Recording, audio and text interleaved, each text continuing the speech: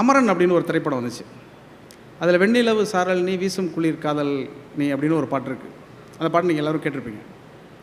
இந்த பாட்டுக்கு பின்னாடி ஒரு சம்பவம் இருக்குது. என்னுடைய மகள் இந்த ஆண்டு 10ஆம் வகுப்பு எழுதி முடித்தாங்க. தேர்வு எழுதி முடித்தாங்க.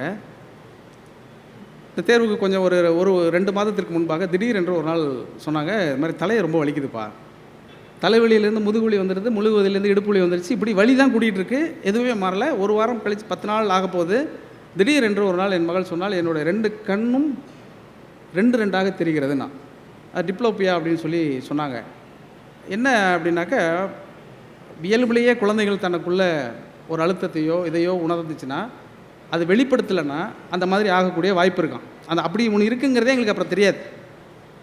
அந்த கண் பார்வை சரியாக எப்போ ஆகும் அப்படின்னு மருத்துவர்கிட்ட கேட்கும்போது அவர் சொன்னார், 6 நாளில் ஆகலாம், 6 வாரத்தில் ஆகலாம், 6 மாதத்தில் ஆகலாம், 6 ஆண்டுகளில் ஆகலாம், அதனால் அதுக்கு கணக்கு கிடையாதுன்னு சொல்லிட்டார்.